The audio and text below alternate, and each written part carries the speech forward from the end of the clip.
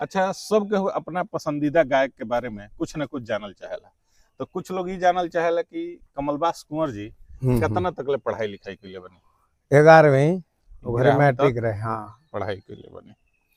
अच्छा, हर एक इंसान के परिवार मायने रखेला जीवन में। तो कमलबास कुंवर जी के अगर कहल जाओ कि परिवार मतलब का, तो वहाँ के का कहब? हमारा परिवार में हम 2 भाई, 4 बहन, 4 गो भतीजा, 3 गो बेटा, 2 गो लड़की। जी। सब भतीजा है, घर एगो भतीजा के है। सब लोग सरकारी नौकरी में रहे, लोग फौज में। अपन अपन घर बना के अपन बाल वाल लगा, बबुआ अपन लड़का लो बालो लोग के हम 3 ठे मकान बना दे। ये मरणोपरांत अगर अलगो हो तो 3 गो घर बा। जी। अच्छा, कभी कोनो श्रोता तो सबके होला, स्त्री पुरुष सबके हो, तो कोनो महिला श्रोता से कोनो प्रतिक्रिया मिलल बा आज तक लगे? हाँ जी, रुआ बड़ा अच्छा गावे नहीं, रुआ के सुने के मन करला।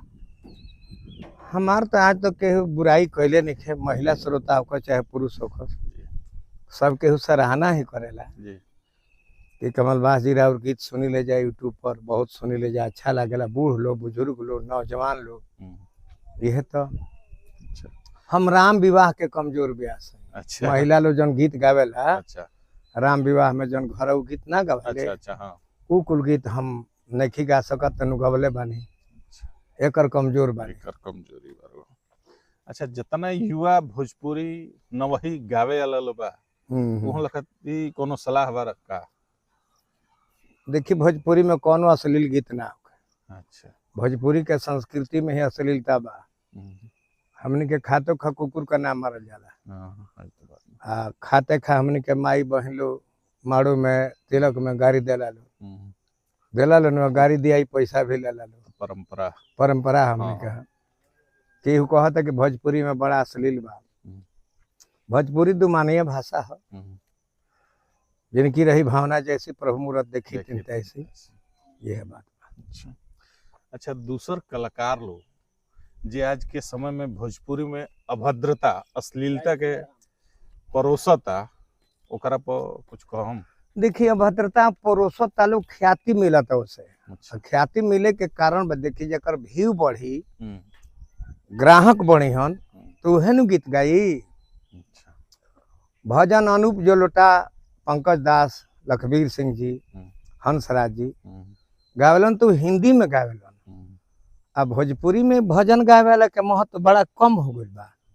कहीं रोडों पर खड़ा हुए तुमका कह देखे ना आई। अब भोजपुरी में जे भी अश्लील गावता है, फिल्म के ख्याति मिलता, स्टार बन जाता है।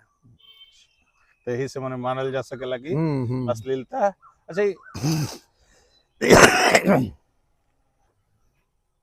तो ये मानल जा सकेला का कि भोजपुरी में अश्लील सुने वाला ज्यादा बाड़े? बहुत ज्यादा मिलता, एकर मतलब कि भोजपुरी में अश्लील सुने वाला 90%। हाँ। अच्छा, ये बताइए, कबो संगीत स्कूल खोले के सोचले बनी का कि मने हम ऐसा स्कूल खोलती जावना से कि भोजपुरी के आगे बढ़ावल जाओ और ये लड़का सीख? कभी हम स्कूल खोले के सोचले नहीं की। अच्छा। हमारे स्कूल ही है। अच्छा। गौनई गाइले रो चैनल पर रिकॉर्ड होला। अच्छा। जतना हमारे शिष्य बड़े प्रमोद भैलन, गोलू राजा, गोलू गोल्ड, आलम राज, रमान नारदी विधा के बूढ़ा व्यास, मिंटू हिटलर, जे भी गाय, गोलू, हलचल, ये सब हमार सुनिए सुन के गावेला। अच्छा। हम स्कूल में लोग के शिक्षा शिष्य ही हम लोग। हाँ, नामी बालू। अच्छा। अच्छा, कबो लागल कि अरे भाई 30-40 साल गावत हो गई, अब रह दिया, अब छोड़ल जाओ? हमेशा प्रयास करिले। 3-4 बार जिला परिषद के उम्मीदवार लड़ा नहीं, जीता नहीं, चाहे ले प्रयास करी ले, बाकी लोग ना छोड़े। लेकिन श्रोता ऐसा का बाड़े के छोड़े के चाहबे ना।